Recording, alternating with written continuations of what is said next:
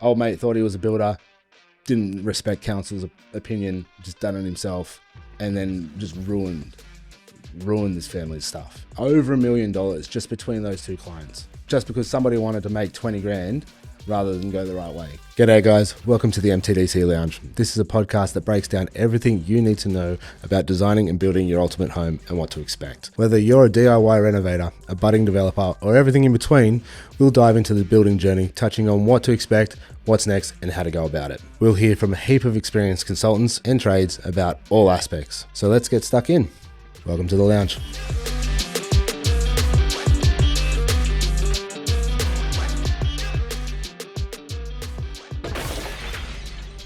G'day guys, and welcome to another episode of the MTDC Lounge. You're here with your host Matt, and we've got Mitch on the table again tonight. How are you, mate? Yeah, going well. Mate, I have got a ripper for you tonight. Story time. We have had constant clients. We've been in this game for what, 7 years. The business has been running for seven solid years. We've had an amazing run. But one of the things that just keep coming up day in and day out, doesn't matter who we've got, it's building information certificates. I had a client call me up the other day. He was stressing out, and he goes, "Matt, I need you to come out and have a look at our place." He goes, "Council have told me that I need to get my granny flat approved." So council knew. So did council send them like a rectification order or something, or they just said, "Hey, what's?" No. Council literally rocked up and said, "Oh, in person," and said, "Hey, this has got to stop. This has got to stop, and you need to put an application in. Have a go. Just have a shot at what you think happened." Well, first thing, there would have been illegal or unapproved works going ahead, but obviously the client's probably been told that they don't need approval, or maybe. Well, I've been doing it for a while. I dare say they've been sold on the story that hey, I can just do this, it's internal. You don't need approval, and I'll just get it done. Be in and out. It costs you X amount, and then I'll go off into the sunset. How many times have we heard it? How many times? Mate, tick, tick, tick. I swear to God. All right, so I rock up to this guy's house. I said, "Show me around." And he goes, "Come into my garage." Red flag number one. Righto, what have you done to your garage? Opens up the garage. He's painted it. He's trimmed it. He's lined it. He's put up some structural walls. And he goes, "Council have seen this, said this is no good, needs to do the application." I said, "Mate, no way it's no good. You can't do this. This is not allowed. You cannot build a granny flat." It was a granny flat. Yeah, well, that's what he wanted. He wanted a granny flat, yeah. right? And he goes, I was like, "You cannot put a living space or a livable space, or consider it a livable space, inside a garage. It's not a 1A structure. It's not a livable space. It's a 10A structure. It's a garage," right? So he goes, "Oh, shit, what do I do?" And I said, "Right, we're spitballing ideas. We got to work out how it's going to be still a garage, because it's got to be a garage. We've got to, there's a storage space that's allowed to be in there. Perfectly fine. There's a certain amount of space that you can possibly adjust that council may or may not accept. We're dancing an incredibly grey and thin line. So council have got to say yes to any of these things. The certifiers got to say yes to them." I was like, "Mate, this is all no good for you. This is." So they would have had no inspections of nothing. So the bathroom. No, absolutely nothing. There was no bathroom. There was no bathroom. Right, So I rock up. All that was there. Garage was still there. No step up from the threshold or anything like that. It was just garage floor, paint on the walls, and stud frame, an unlined stud frame. And I was like, "What are you going to do with your engaged piers? What are you going to do with your brick portion of your garage?" And he goes, "Oh, I was just going to put some insulation in there, and I was going to put some gyprock in there." I was like, "Well, you can do that. You're allowed to line your walls. You're allowed to paint them. That's not a problem. You just can't call it a living space. You can't live or dwell inside your garage, right?" And he goes, "That's no good." He goes, "That's no good. Well, how do we get around it? So I explained to him the process. Like I was like, the guys are going to have to come out. We're going to have to get some photos, going to get some measurements. We're going to have to tell council what you're going to do with the space. And then he goes, how long is it going to take? And then and you always see, there's two reasons why you see these things. One, somebody's in dire need and someone needs an extra space to put somebody, or two, people are just trying to squeeze as much money as they possibly can out of a horrible money situation at the moment, and they're just trying to gain an extra cash, right? This poor bloke, his missus is pregnant, his mum's coming down from overseas to help him look after the kid. They've got nowhere to put mum and dad while the baby's going to be born, and nobody's going to be, and he's got nowhere to put mum and dad, right? And I said, okay, well, if it's just mum and dad coming around, maybe we can do an addition off the house or something. Maybe we can scrap all this and maybe we can do something like another master room or something like that. You've got enough space. And he goes, oh, no. Well, I'm running out of money. I need to work this out. Anyway, I said, okay, well, as it is right now, I said, ultimately we can have a garage. We could potentially have like a study or an office. It could double as like a study or an office or something like that. We could probably do something around that. Nobody's allowed to live in the garage. And he goes, oh, okay. And he goes, what about the stuff out the back? I said, what? I said, what stuff out the back? He takes me out the back door, and again, so the garage. So this is just the garage attached to his house. Just the garage attached to to the house. I said, what's out the back?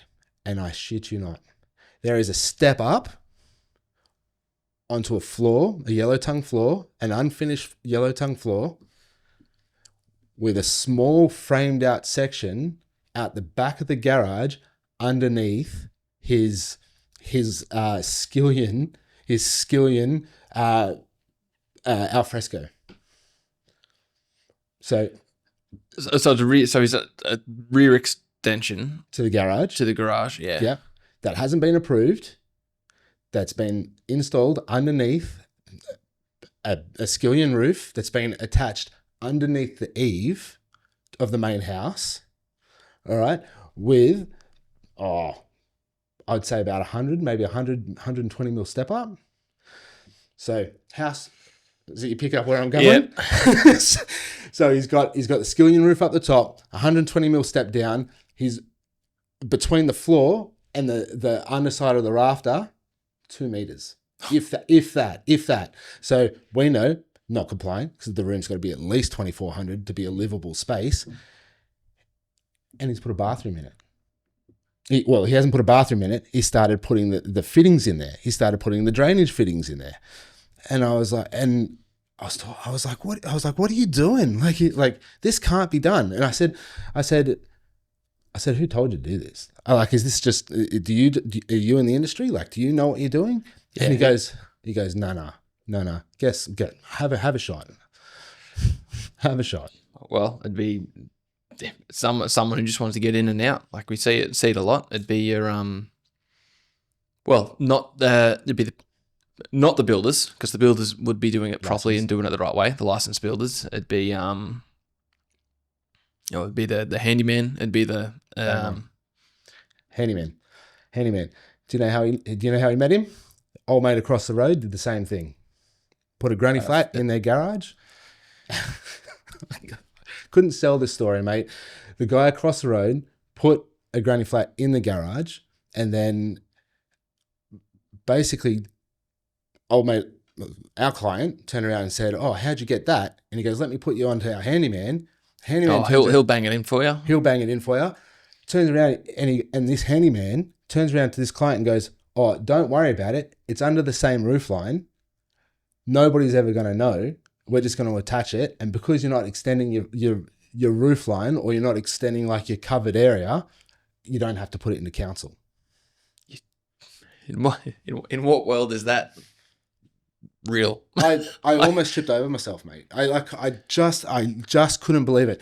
And then here's where the story thickens. It was the next door neighbor to the bloke across the road who dobbed that guy in about him building an illegal granny flat.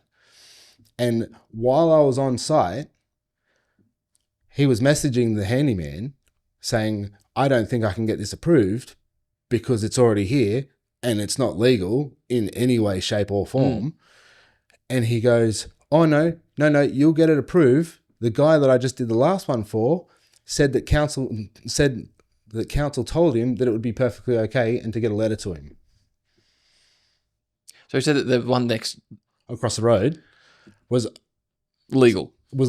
Basically, the handyman said the guy across the road got his approved by just sending a letter to council saying that there was a granny flat in there. Hey, just letting you know I've got a granny flat in my garage now. Yeah. And I was like, in no world does that happen. No. In no world does that happen. You have to have a specific finish to your concrete floors for your livable areas. You have to have a garage to a house or an undercover parking space. There was none of that. As a matter of fact, the bloke across the road had a split system attached through the garage door. And this poor bloke, just like you could see him start to stress. He's starting to freak out. His parents are coming around, pregnant missus, he's running out of coin. And he goes, what do I do? And yeah, that's awful. This story keeps getting better. I haven't even finished. So I basically said, I said, none of this is right. None of this is any good. You've got timbers on the floor. There's not good enough drainage. You've got to run off towards your garage, from your backyard towards your garage. So water's coming under your structure that's illegally being built underneath your alfresco space. And then I was like, mate, where's the water going to go? You don't have a step up into your garage. Where is it going to go? It's going to go straight into your garage where you're supposed to be living. And then he's freaking out. He goes, right, what do we do? And I said, we're going to have to, we come out and we do the measures and we do all this kind of stuff and we can try and approve it, but we're just not, you're just not going to do it. You can't do it. I said, why don't you just build a studio? Because he's got a massive block and he had a shed up the back. I said, mate, why don't you just build a studio out of the shed out the back, or not that you can live in the studio, but it's a livable space. Yeah. But it's you can put a studio out the back, or you can put a granny flat out the back if you really want. This guy had approval to have a granny flat exactly where the shed was already. He had DA approval for already. So why didn't he build it? Or what happened between him getting? Well, obviously he's gone through the process of getting plans drawn and all the rest of it, and then getting approval for it. He bought the house with the DA approved granny flat on it, and instead of putting a granny flat on it, he put a shed on it. And I said, mate, why didn't you just put the granny flat in? He goes, because the handyman said that it was going to be too much money. I said no. That's not why the handyman said no to putting that granny flat up there. He couldn't do it. Exactly right. Yeah. He's not licensed. The handyman's not licensed, and he has to get a HPCF insurance.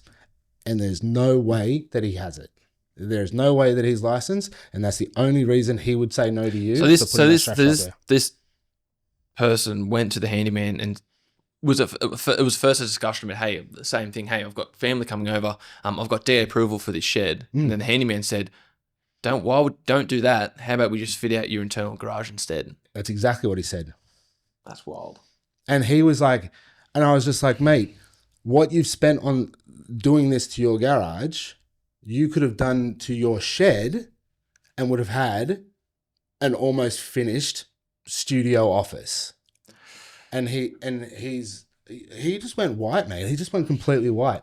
And I said, hey, we've got a podcast all about this. We have multiple episodes about what it means to have a building information certificate or a BIC or something that's not been done properly or not approved on site before you build it or after you build it. Because, well, I mean, it almost, because it opens up, like you can get a building information certificate, but part of that's going to be to assess the work that has been done. And if it's not to code, then you still can't get approval for it. Like, just because it's been built and because in theory council would have let it be approved, well, obviously not with the ceilings and things like that, but just because it could be approved and it's been built like that, it doesn't mean that you'll get approval or the building information certificate approved if it's been built subpar, not to code. If there's, because a part of that building information certificate, and I'm pretty sure it's required across the board, is a BCA report where they'll go through all of the building codes and say, how has this been met or how has it not been met for the critical stage and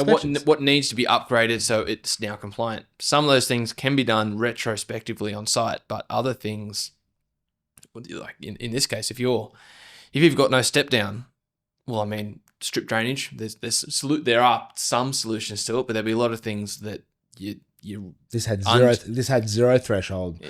Zero threshold. Garage was at zero.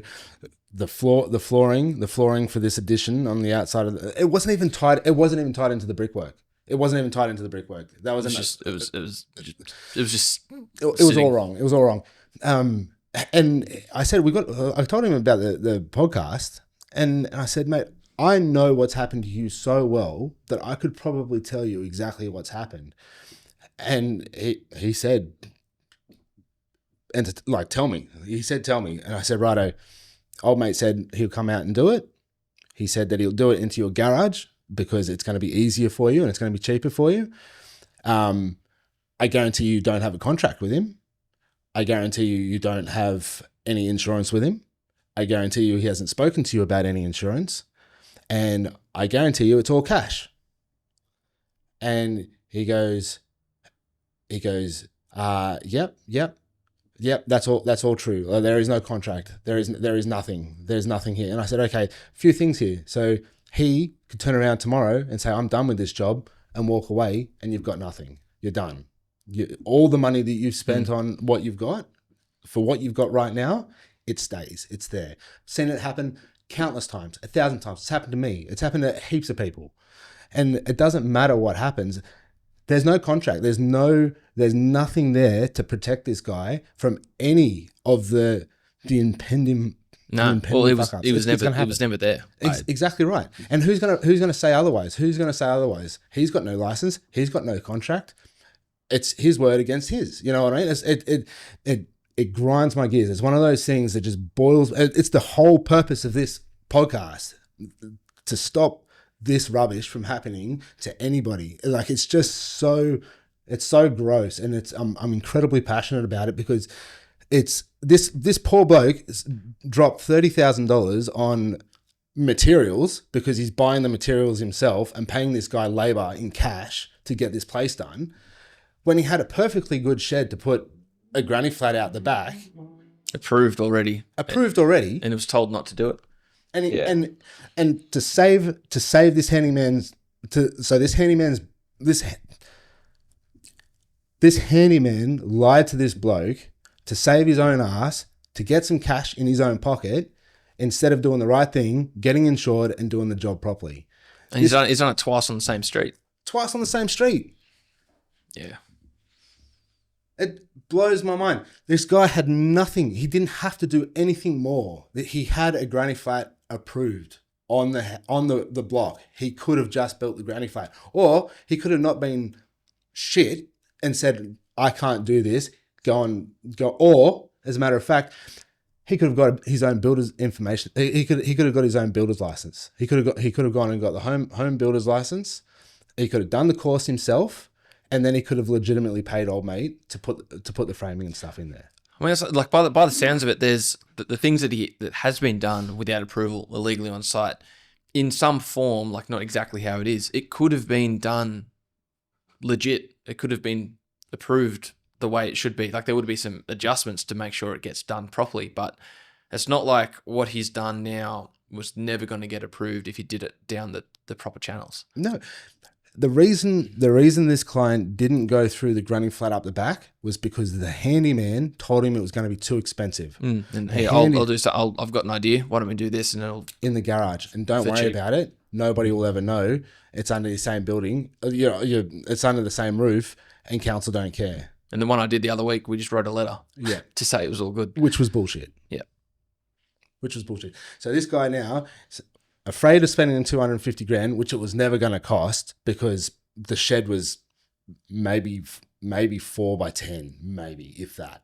And then there was, he's lost money in the materials because he's going to have to rip it down. He's lost money in the trade because he's not going to do anything, and whatever he does, it's not going to be approved anyway, and he's going to get told to rip it out.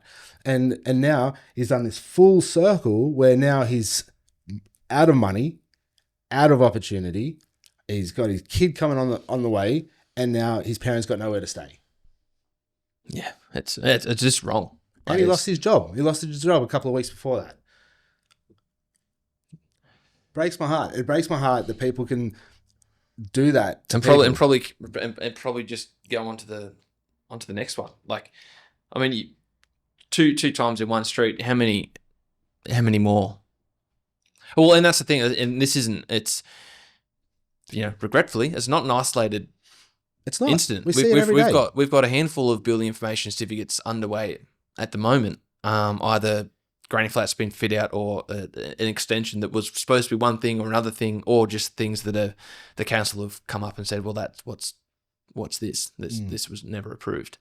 But how many times do we have people walk through our doors saying, I want this done? Like another beautiful family came into our doors the other day. We'd gone through the whole design process. We went and checked, we took photos and all that kind of stuff.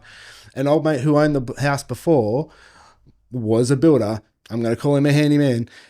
And basically clattered over sleepers, clattered over steel railway sleepers, and used them to prop the house up. Yeah. Just to be clear, they were literally what trains drive on. This builder used as a structural member in the middle of the house.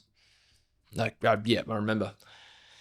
No bracing in the walls, not put together properly, no council being told, no works being mentioned. This poor young family, the sunroom was being put up, hasn't been approved, hasn't been tied to the house properly. This poor young family just trying to get into the housing market, thought it was a good opportunity. Nothing was mentioned. The building and pest wouldn't have picked it up because all the stuff was clattered. It was all covered. You can't make holes in walls to check. And so when we've come through to come and try and start getting the DA and all that kind of stuff done, and we got our engineer out there and checked, the words were, that house shouldn't be standing the way it's been built.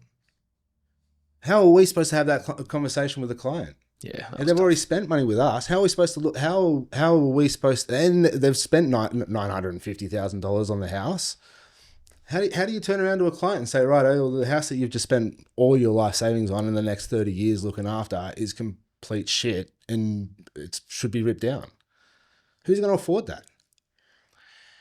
Yeah, there's just so many ways that this can go wrong, and it just stems from knowing what can and can't be done without approval, and it's not a lot. There is not a lot you can do without approval. Like if your internal linings, recladding, not touching anything structural, if you're changing the configuration of a room, you need an approval. Like it might be a complying development, it could be a streamlined pathway to get the approval. But I mean, there are cheat sheets out there. So the New South Wales government has some cheat sheets about exempt development, and it's quite handy. Like there's the full document that has these are all the different things within exempt development, but there are the cheat sheets out there that says this is what can be expected as exempt development. Do I need approval? Are you doing this? If so, it's pretty clear. You need approval. It's pretty clear. The hard and fast rule. The hard and fast rule is if it was there already, and you're just fixing it up, you can do that. Yeah, that's pretty much it. That's as far as that goes. But and look, I'll play devil's advocate for a minute. Council fees suck. CDC suck. Timeframes suck. They really do. But to have a compliant granny flat, or to have someone living, or your mum and dad come and stay over when you're having a baby coming around, to get it approved in the first place, wouldn't have him in this situation. No. the couple who bought the house that didn't know, they can't do anything. It is a horrible situation for them. The only advice that I have for them is make sure you've got title insurance when you purchase. It's one of those things. You see your conveyancer, you say, I don't care if the conveyancer says I don't think you need it. 100% you need it. If you're buying a house that's already there, get it. Because these guys are now are stuck with this house that you can't do anything with. They can do the renovation, but the engineer said that anything that we're doing to the house or the house has to be braced, which is going to almost be the same value as knocking the whole place and starting it again. Like, it's such a shitty thing that keeps happening in this industry that ruins it for everybody. There's good builders out there. There are good handymen out there. There are good trades out there. But unfortunately, the few are ruining it for the majority, and the problems that they are causing are speaking louder than all the good builders doing a great job. And that's the worst thing. That's the worst thing. So people have to arm themselves with the knowledge. They have to know the moment that they see that there's an illegal structure, or if they catch a hint of an illegal structure, I would be saying, I'm not buying that house until you get it approved or until you get a building information certificate. Yeah. Ask all the questions. Like really, like it's the more questions you ask, the better, because it's only going to move on to, you're only going to stitch someone else up. Like really, the problems are going to stay there. Whether it's moved on to someone else or whether someone else buys it or. Well, the poor clients that came in the other day, they can't resell it because they know the problems. They know of the problems. They can't resell it now without disclosing that. So they're going to take a hit no matter the situation now, unfortunately. Now, another important factor is that if you're buying a house and you know about the illegal structure and you don't have a building information certificate and it's been notified in the contract, you can't get title insurance for that portion because you know it's illegal. You know it shouldn't be there and it hasn't been approved. It doesn't matter how you cut that cake unless you are willing to take responsibility of that illegal structure on that property. You should be forcing them to get the building information certificate. If you're not going to get it, if you're not going to get the building information certificate and they're going to sell it to some other poor schmuck, then it's their problem. It's their problem because it's them that's going to be spending the $1 million on a house that can't have anything done to it. It's them that's going to have to purchase the building information certificate. It's them that's going to have to get it approved if they want to go and sell it. Because even though it might not be a problem for you now, if they go to sell that house in 5-10 years, they know the same questions are going to come back to them. Even if they got the building information certificate and they go and sell it in 7 years, they have to go and get another building certificate anyway. Just do the job. Just do the job legally. You have to get it done. Stop stitching people up. Stop burning people. Like it's just ruining so much. It's just ruining so much. And people are just like, oh yeah, it's just a sunroom, or it's just a kitchen, or we've just shuffled a couple of rooms. And no, that's not what's there. And if you've put a bathroom in, or if you've put a kitchen in, or if you've put a wet area in, you're relying on whoever put that wet area in, that wet area is waterproofed and waterproofed appropriately. And there's no council involvement. There's no certification involvement if you haven't put it through council. And if there's no council or certification involvement, there's no proof and there's no checks that has been done appropriately or to code. There's no critical stage inspections for what should be there. And that's 100% the purpose of council. Hate them, love them, whatever. They are there to make sure that your house is being built to code. Yeah, it's keeping the works in check, like the things that need to be done so that they're up to Australian standards of construction are being done. Without that independent body checking any of those stage inspections, someone who doesn't know what they're doing can just throw it together and go, there it is. It looks fun. I've done this a million times. I've never had a problem with it. No, I've done this. This has been the building code for 20 years. No, it hasn't. You know what I mean? You know what I mean? Like, far out. Back in my day. Yeah, back in my day. Oh, mate, the amount of times I've heard back in my day, that's not how we used to engineer things. Or that back in my day, we used to slap it together. There's just so many things that can go wrong, and you can keep kicking that can down the road. But do you know where that can's going to finish? That can is going to finish with the family who's just trying to do the right thing and can't be shit to anyone else. It's the people who want to do right and not stitch anybody else up, who get stuck with the bill at the end of it all. Yeah, but I think there's a big difference too, because there will be some people out there who are just like, oh look, some people will know that certain things aren't getting approved or whatever. But it's like that's almost separate to the point. Like, it's more about having the knowledge to know whether or not you need approval in the first place, or if you have the knowledge to then go, okay, I understand that's an illegal structure. That's different to thinking it is legal and then getting down this road where you no longer, you find out that it's not and you've been lied to. Yeah. Could you imagine? My heart breaks for the clients because they didn't know. Exactly. They didn't know how bad their house was. They've got young kids, man. Like, they've got young kids living in this house that's not braced and being held up by train sleepers. Like, her first question was, is it safe to live there? Like, can we keep living in the house? Well, yes, you can. You can keep living in the house. The house has been standing for X amount of years. It's still there. But if you're going to do any renovation, the whole house has to be spec'd and braced. You can't put new stairs in. You can't build the house the way the house is meant to be, because they just walled in the subfloor. That's all they did. Well, took away a lot of supporting piers too, and just bridged. That's what it looks like. Anyway, It looks like they've just threw a beam in and said, "I'll take these footings out and I'll put railway sleepers in to hold it." I can't believe it. I just can't believe it. Hey, like, it grinds my gears. Like, it's such a horrible thing to do to people, and like, that's an extreme. Like, it's an extreme case, the one that we're speaking about. Yeah. Like, in two of the situations, it's an extreme case, but it is common. It might be extreme, but it's common. Whereas, bathrooms, kitchens, they're all common changes without council approval.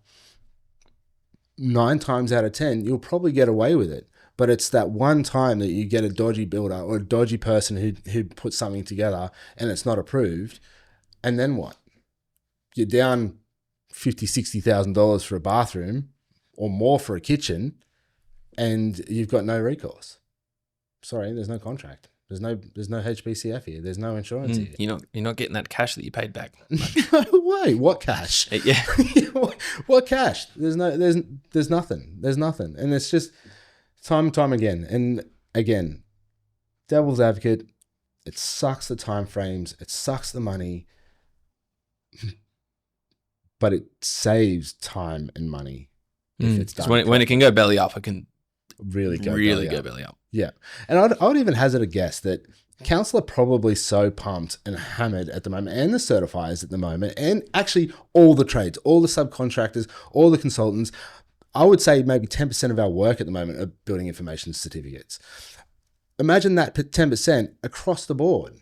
There's so much work that goes into a building information certificate just to make sure that whatever's been built has been built appropriately, that's been ticked off, and not even approved, just allowed to be there for 7 years. There's so much effort that goes into that shitty bathroom, that kitchen, that whatever, that causes such a fork in the road when it comes to whether or not it's a good buy or a good deal, and completely losing everything that you've ever worked for.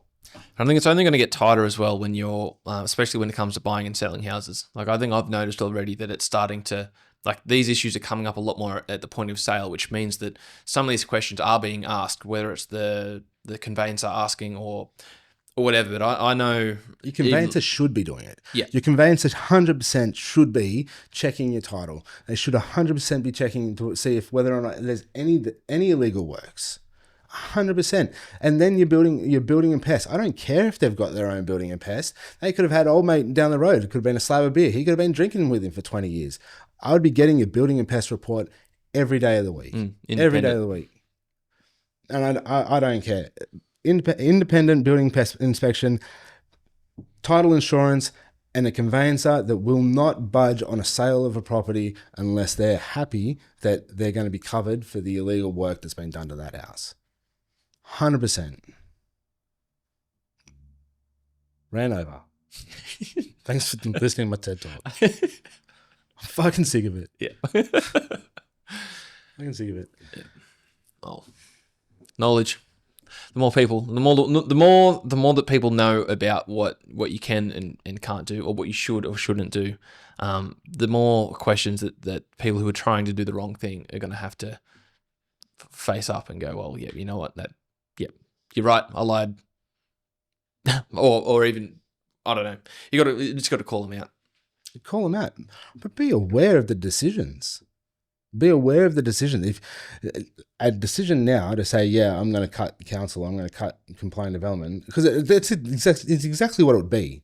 It would be a compliant development if it's not in a flood zone, or if it's not in a fire zone, or if there's no outside situations that are going to stop this from being a compliant development. 9 times out of 10, the interior changes are just going to be a compliant development anyway.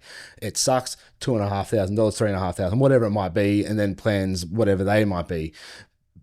But at least you know it's approved, and you know it's certified, and it's legal, and it's not going to drain. And if anything does go wrong, you're covered, and you've got an avenue to say, hang on, mate, this is done wrong, come and fix it. You're not relying on the fact that they're good people, because if they've done it without the approval, chances are they're not good people. You know what I mean? Far out, man. Far out. This burns me. Like that's over $1 million just between those two clients. Just because wanted to save a couple of bucks. Just because somebody wanted to make 20 grand rather than go the right way. You know what I mean? Or, you know, the family that's got the subfloor build. Old mate thought he was a builder, didn't respect council's opinion, just done it himself, and then just ruined this family's stuff. Like we're going to help them. We're going to try and help them, but there's not a great deal that we can do. Like we can't fix this. Like we can only try and redesign appropriately with the engineers. So we have to work very intently with the engineers and try and shift around the design so we don't have to touch any of the major walls that could potentially be dramatic. These are the problems that they found.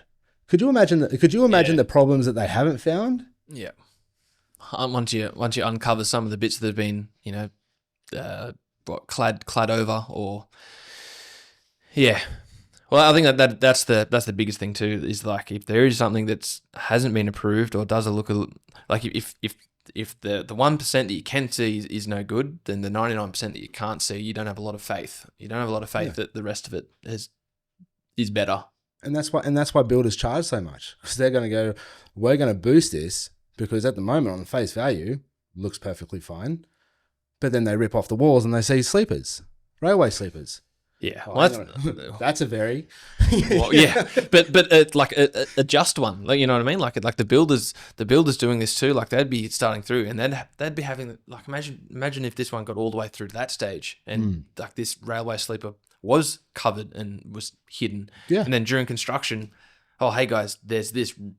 We need to get the engineers out here ASAP. We can't put anything on this. Yeah, and it's like, and then you're in this even worse position. Works have started. You could be halfway through it and go, okay, a house, living in a caravan, and all work stop.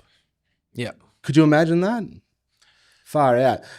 Kids, young family, living in a caravan, outside of your half-built house, can't move in, everything halts, nothing can be done, no more money in the budget. Yeah.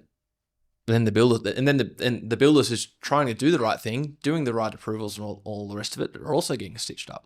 Yeah, well, and then what do? They turn around and go, well, this is a variation. This is going to cost you more money.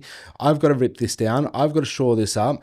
And he has to do it. So the builder has to do it, because if he doesn't do it right, then when the critical stage inspection comes for him, because he's done the right thing, he's going to fail. And it goes bad on him.